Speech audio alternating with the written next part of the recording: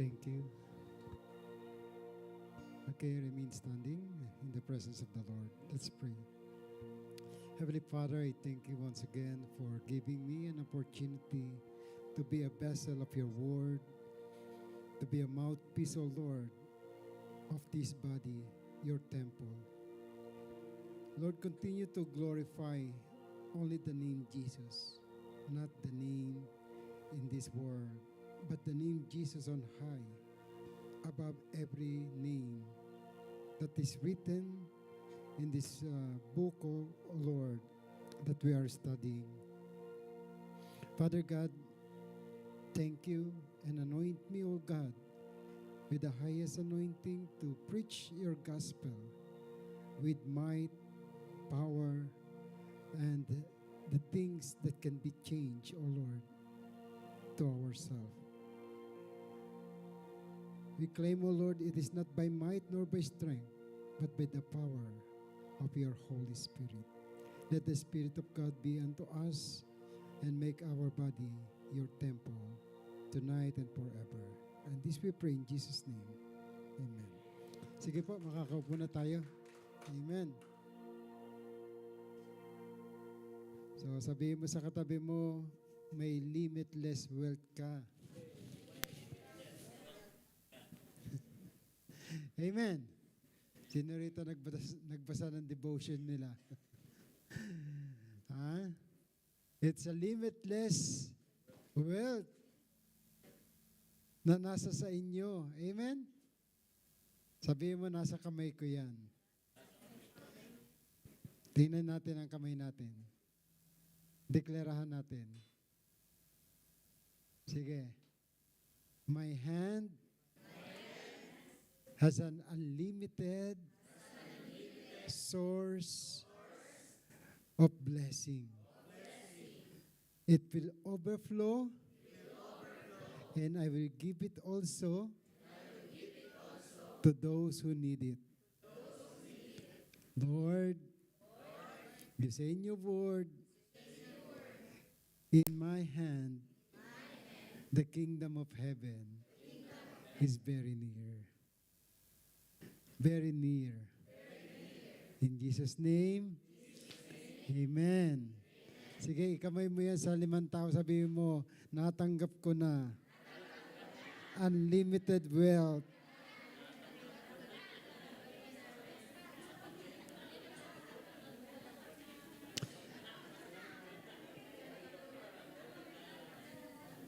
Amen.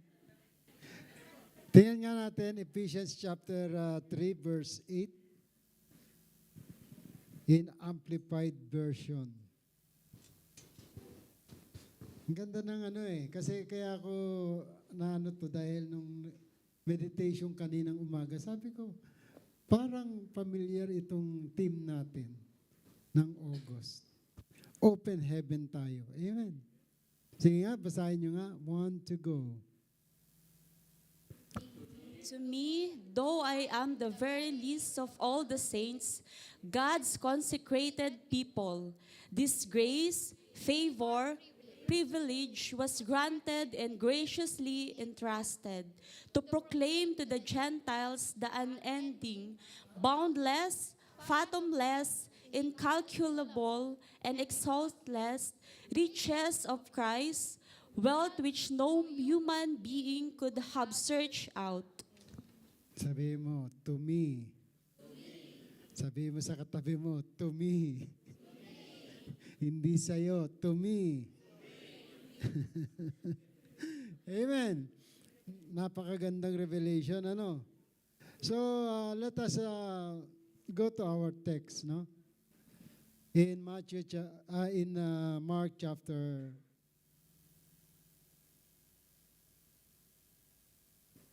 ano ba ang natin? 4?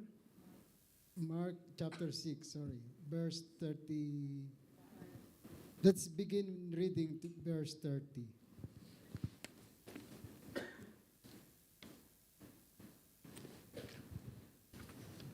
Are you ready? Amen. So, and the apostles gathered themselves together unto Jesus and told him all things, both what they had done and what they had taught. And he said unto them, Come ye yourself apart into a desert place, and rest a while. For there were many coming and going, and they had no leisure so much as to eat. And they departed into the desert place by ship, privately. Gusto nilang iwasan yung maraming tao. And the people saw them departing, and many knew him, and ran afoot thither out of all cities, and went them, and came together unto him. And Jesus, when he came out, saw much people, and was moved with compassion toward them, because they were as sheep, not having a shepherd, and he began to teach them many things. And when the day was now far spent, his disciple came unto him and said, This is Dubai. This is UAE, or desert place. And now the time is far past. Amen. Sabihin mo, nasa Dubai tayo. Desert place. And the time has far past. Send them away, that they may go into the country round about and into the villages and buy themselves bread, for they have nothing to eat. Sabi ng mga disciple, pauwiin mo na yung mga yan, gabi na. Pagod pa yan, galing ng trabaho. Yung iba nga, hindi na nagpunta eh. So, may kanya-kanyang reason. Amen. Amen. Mabuti na lang, hindi ka nakinig sa reason ng iba. Amen? You still have the time to hear the word of Jesus. Amen. Ganun kauhaw at kagutom ang kaluluwa nung araw nung nandoon si Jesus sa kanilang presensya. Alam nyo, mas mahalaga ang presensya ng Panginoon rather than yung mga gagawin pa natin sa bahay. Normally lang matutulog ka eh. Manonood ka ng TV, no? Mag-watch ka ng YouTube or ng ano pang ginagawa nyo habang naglalaba sa washing machine. Amen? So, scroll dito, scroll doon. No? At mas binibigyan natin ng halaga ang katawan natin. But itong mga taong ito, they are very hungry to the Word of God. At yung hunger nila, pati kinalimutan nila yung physical na katawan. Isipin nyo, pumunta sila, inabol nila si Jesus. Wala silang dala. Amen? Kahit na ang nagdala lang ng baon yung bata. Amen. Sa verse 38, sabi rito, 37, sabi ni Jesus, kasi yung mga disciple, ang pag-iisip nila, yung mga apostle niya, ang pag-iisip nila normal. Saan natin kukunin ng pagkain itong mga to? Sabi ngayon ni Jesus sa verse 37, He answered, said unto them, Give ye them to eat. And they said unto him, Shall we go and buy 200 penny worth of bread and give them to eat? Nag-calculate agad, mga accountant. Sabi rito, saan tayo kukuha? Shall we go and buy 200 penny worth of bread and give them to eat? Pero alam na ni Jesus ang gagawin niya. Amen. Sabihin mo sa katabi mo, alam na ni Jesus ang gagawin para sa iyo. Bubusugin ka niya. Amen. So, he said unto them, How many loaves have ye? Go and see. And when they knew, they say, 5 and 2 fishes. So, yun lang ang nakita nila sa Iyon lang ang katotohanan eh. Ito lang ang pera ko, Lord. 5 loaves and 2 fishes. Saan makakarating yun? Sa utak ng tao, walang mararating. Sabihin mo sa katabi mo, ano ba ang nasa kamay mo? Sa isip mo, walang mararating yan. Amen. Pambayad nga ng renta dito sa Dubai o sa Sharjah, hindi mo pa no, dito sa UAE. Judith nandiyan na si Judith. Andiyan na si Juna. No, lahat ng mga bayarin nasa pintuan na, katukan na ng katukan. Amen. Amen. So, sino uunahin mo? Yan ang question. Ano ba nasa kamay mo? Ayaw na nga bitawan eh. Kasi kulang pa kay Judith tsaka kay Juna.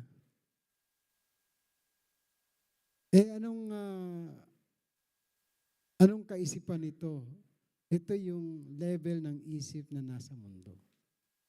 Normal na matakot tayo. Amen. Sabihin mo sa katabi mo, normal na matakot tayo. Pero magtiwala ka. Merong Jesus na malalapitan ka. Ang ginawa nito, mga tao, no? And he commanded them to make all sit down by companies upon the green grass. Ayan. Nakaupo ba kayo sa green grass? The Lord is my shepherd, I shall not want. Ibig sabihin, hindi ako nangangailangan ng kahit na ano. He lay down in the green pasture. Yan po ang sabi ni David. At yan ang pananampalataya ni David. At yan ang faith ni David. Ang Lord ang shepherd niya. He makes me lie down in the green pasture. Psalm chapter 23. Verse 1 and verse 2. He lead me to the path of righteousness for His name's sake. He restored my soul. So, ang message ni David sa kanyang sarili, no? In-encourage niya, the Lord is my shepherd, I shall not want, or I lack nothing. Kapag ang Lord ang shepherd mo, He will lay you down in the green pasture. Ang green pasture, yun po yung kapag ikaw ay tupa, kakain ka lang ng kakain. Hindi ka mawawalan. Pero, hindi yung damo, ha? Baka mamaya kung anong damo kainin nyo. Ang pagkain ng ating katawan ay walang iba kundi ang salita ng ating shepherd. Amen. Kapag parati kang may daily devotion, lalakas ang loob mo. Bakit? Kasi yung message ng Lord ang magbibigay sa iyo ng kalakasan. Kapag napaligaya mo siya, the Lord will give everything to you. Ano ba magpapaligaya sa Kanya? Katulad nitong mga tao, hungry and thirsty sa Kanyang word, kahit wala silang dala-dala, talagang gusto nila makinig. And they were satisfied doon sa hungry nila, no? Binigyan ng Lord lahat ng mga salita ang mga taong ito. Amen? Habang nakaupo sila, binigay ng Lord lahat ng gusto nila kasi naawa siya. Itong mga tupang ito, walang shepherd.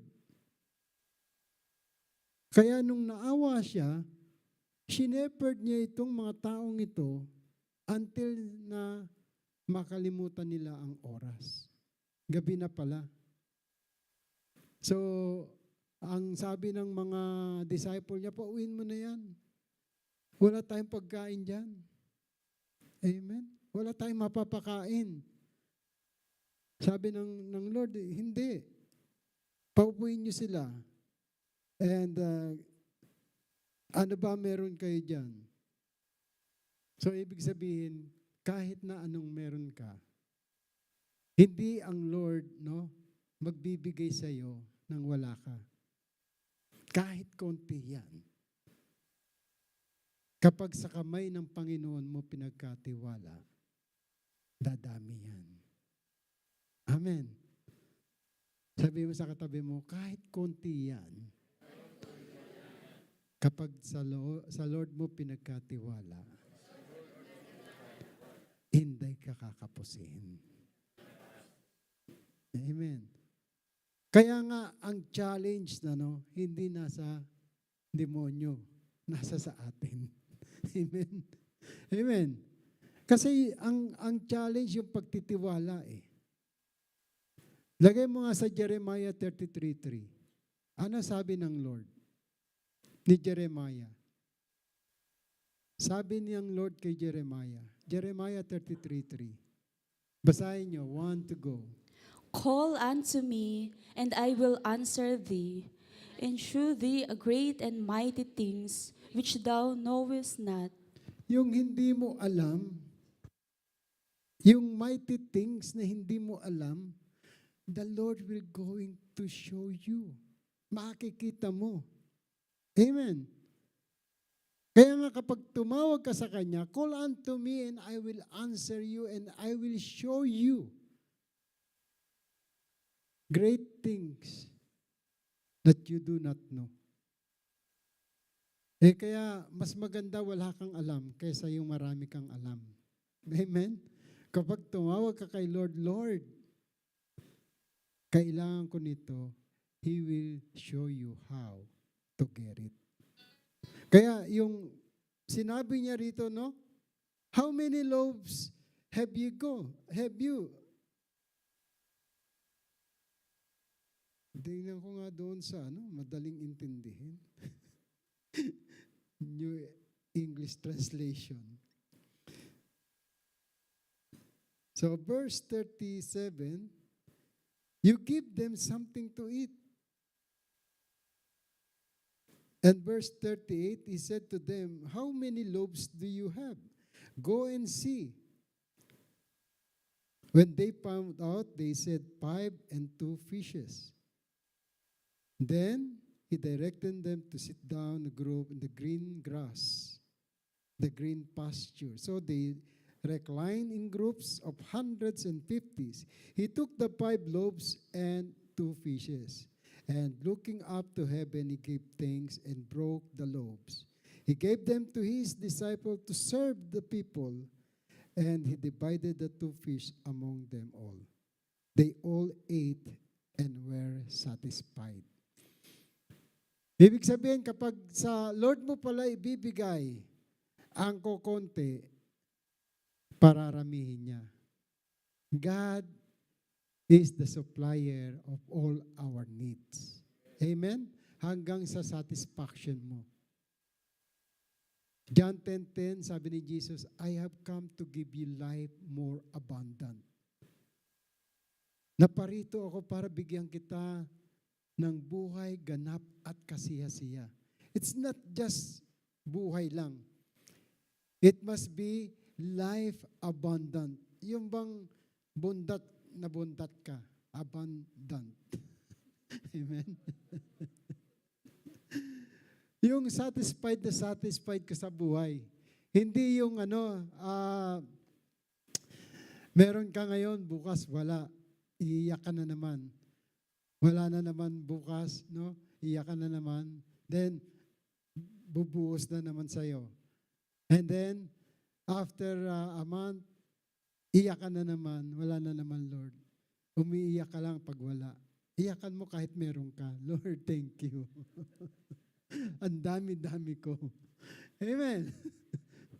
Kasi umiiyak ka lang pag wala eh. Alam nyo ba, ang nakita ko sa Bible, Ang binibigyan ng himala ng Lord, mga beggars, mga hungry. No? Tingnan mo yung one occasion doon, yung babaeng balo na may sakit yung kanyang anak. Sabi ng Lord, ang salvation hindi para sa lahat. Para just sa Diyos lang. Ang sabi ng babae, Lord, even yung mga mumo, kinakain din ng mga, anong tawag dito, ng mga aso. Kasi, di ba, hindi para sa baboy o para sa ang salvation. Kumbaga sa Sabi ng babae, yung faith niya, Lord, kahit na mumo, yung mga nahuhulog sa mesa, pagkain din yun. Nahabag ang Lord sa kanya dahil sa faith ng tao. Kaya yung faith, is the substance of the things we hope for and the evidence of the things which we do not see. Kaya sabi niya sa Jeremiah 33, call unto me and I will answer you. In Jeremiah 29:12, ano yan? Basahin nyo nga. Jeremiah 29:12. In those days when you pray, I will listen. So the Lord will listen. Why?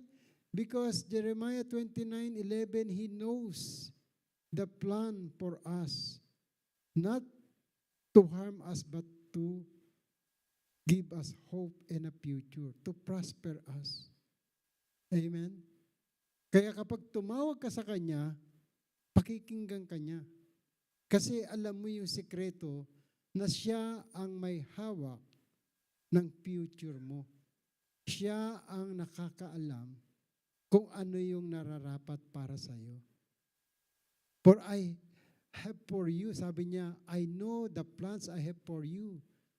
They are plans for good and not for disaster, to give you a future and a hope.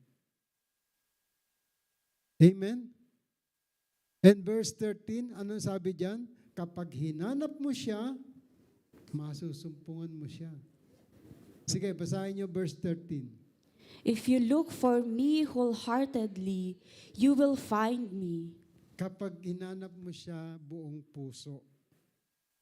And these people, nang dumating sila, hinanap nila ang Panginoon, Kasi tatakasan sila eh.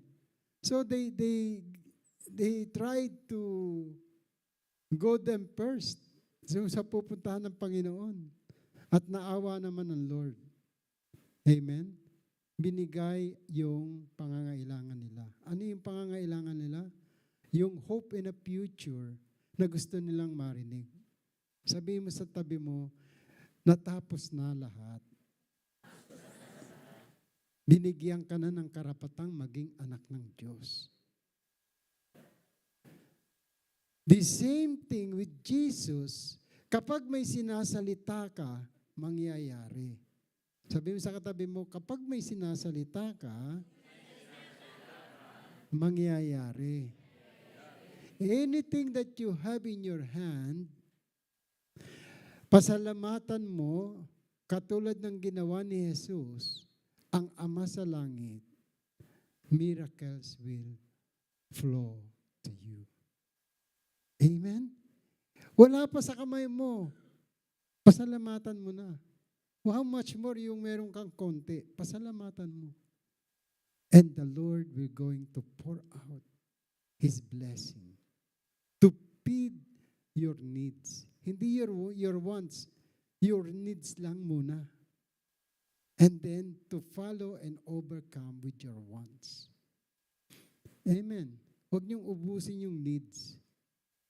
Kailangan may seed kayo for your wants. Nakawa niyo? Kasi yung needs niyo, given na yan ng Lord. Kapag continuously kayo sumusunod sa Kanya, sabi niya, try me and test me. ano to? Malakay 3:11 o 3:10. Test me on this. Test me on this, sabi ng Lord. Sige, basahin nyo. Bring all the tithes into the storehouse, so there will be enough food in my temple. If you do, says the Lord of heaven's armies, I will open the windows of heaven for you. I will pour out a blessing so great you won't have enough room to take it in. Try it. Put me to the test. See? Sabi niya, put me to the test. Saan mo ba, sabi niya, the tithes into the storehouse, so there will be enough food in my temple. Babalik mo sa house of the Lord, pero yung temple na yan, walang iba kundi ikaw din. When you become a born again, you receive Jesus Christ, sabi niya, this is the one who loves me, the one who obey my commandments. And I, the Father, will love him, and I and the Father will make him a residence. Tama? Matthew 14 verse 23. Sige nga, basahin nga natin. Para maintindihan natin kung sino yung temple na sinasabi rito. It is none other than you. Okay? Basahin nyo. 1, 2, go. After sending them home, he went up into the hills by himself. John 14. Sorry. John 14:23. Okay. 1 to go. Jesus replied, all who love me will do what I say. My Father will love them, and we will come and make our home with each of them. So, He will come. The Father will love you, and He will come and make our home with each of them. Lagay mo nga sa King James. Kapag ano yan, magmamanifest ang Father and Son to you. Okay. Jesus answered and said to him, if a man love me, he will keep my words. Father will love him, and we will come unto him and make our abode with him. So ikaw yung residence, ikaw na yung temple ng Ama at ng Anak at ng Espiritu Santo. If you keep my words, the words is the Spirit of God. The Father, the Son, will live inside you. Kaya na born again ka, you become a children of God. A children of the one who created heaven and earth. That's why overflowing ang blessing sa'yo kasi hindi mo na kailangan humingi. Amen? Kailangan mo lang magpasalamat. Jesus did not ask the Father, Father, maghimala ka. Pakainin itong 5,000 tao na nasa harapan ko na nagugutom. No. He just said, thank you. Diba? Yun ang sinabi rito. He took the 5 loaves and the 2 fish and looking up to heaven, he gave thanks. And then he broke it by faith. Kasi 2 lang yung loaves eh. Tsaka 5 lang yung loaves and yung pieces. So kung may 5 basket doon o 12 basket doon, hinati niya lang yun. At tsaka yung fishes. Ilan yung nabusog? They all ate and were satisfied. Ilan yung nabusog? Sa verse 44, now there were 5,000 men. Ilan? May kasamang asawa? May kasamang anak? O, times 3 mo na lang yun. 15,000. It is more than that. Yung 5 loaves and 2 fishes, kayang i-multiply ng Lord. No? Ng times 3 sa'yo. Kayang pakainin ang 15,000 tao, minimum. Kasi meron 2 anak. Yung iba ron, 3 pa asawa. Di ba? Kasi legal doon eh. Di ba? Dito, kung kaya ka, legal eh. Amen. So, walang problema. So, ibig sabihin, yung 5,000 men, no, ay nasatisfied pa at nakakuha pa sila ng 12 basket full. They pick up the broken pieces and fish that were left over, 12 baskets full. Meron pa silang pasyaron. Amen. Amen. Busog na, satisfied na, may sharon pa. Grabe, no? Sabi mo sa katabi mo, ikaw ay bubusugin ng Lord. Basta mauuhaw ka at magugutom. Amen? Huwag yung, kasi busog ka, kaya ayaw mo magsimba. Pagod ka eh. No? Eh, meron pa namang Sunday. Alam nyo, the Lord will going to give you limitless kapag kayo ay beggar. Amen. Sino yung pinagaling ng Lord for 12 years na inagasan ng dugo? Yung babae na hunger o hungry sa kanya. Laylayan lang, mahipo. Sabi niya, mahipo ko lang ang laylayan na to kahit hindi ako mapansin. Kahit hindi na ako pansinin, nandun yung desire niya at pananampalataya niya, nagagaling siya. Kasi narinig niya, nagpapagaling si Jesus. At yung desire niya, mahipo ko lang ang laylayan ng damit ng taong ito, ako ay gagaling. And you know what happened? Instantly, yung hiniling niya natupad. At may bonus pa. Hinanap siya ni Jesus. Personally, tinanong siya, "Woman, go in peace."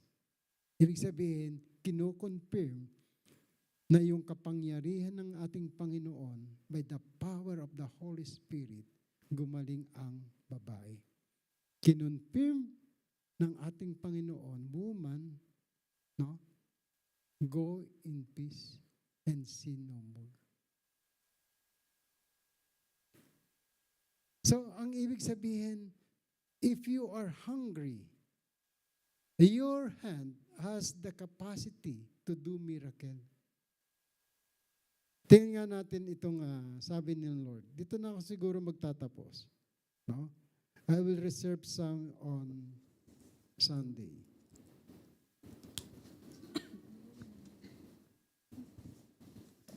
In Matthew chapter 3, basahin nyo nga.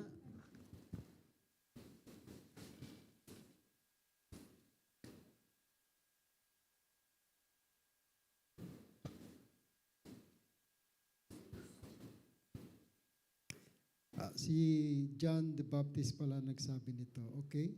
Want to go? In those days, John the Baptist came to the Judean wilderness and began preaching.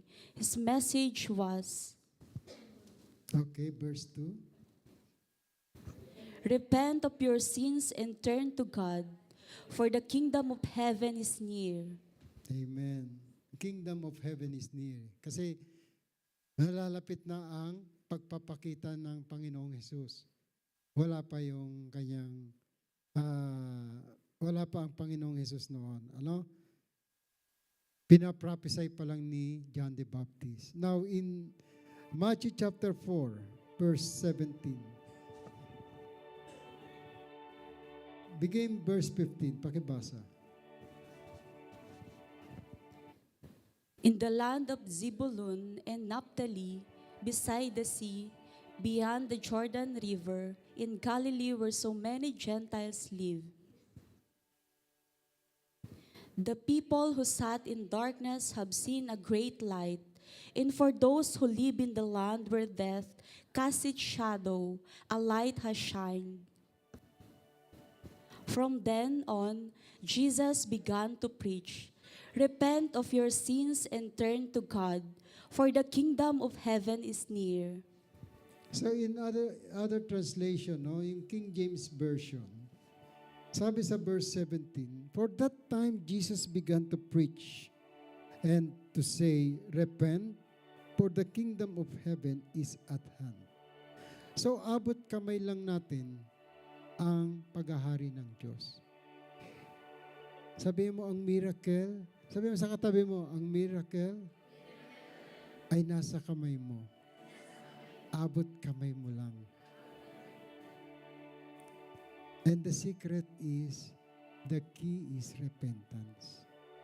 Amen? And if you repent on your sin, the heaven will be opened unto you. Kasi kapag hindi natin pinipreach o inaano ang repentance, baliwala lahat ng preaching. Tandaan niyo yan. Baliwala ang lahat ng preaching without repentance. Pero kapag ikaw ay daily, nagde-devotion ka, and you repent for the things that you do not do or you intended to do, hindi mo na kailangan na gawin yung mga kasalanan. Kasi time will come na wala ka nang ire-repent sa Lord. Bakit? Normal mo nang ginagawa kahit na ikaw ay born again. Kaya ang born again, it is a renewing of your mind. Dapat may nababago sa atin araw-araw.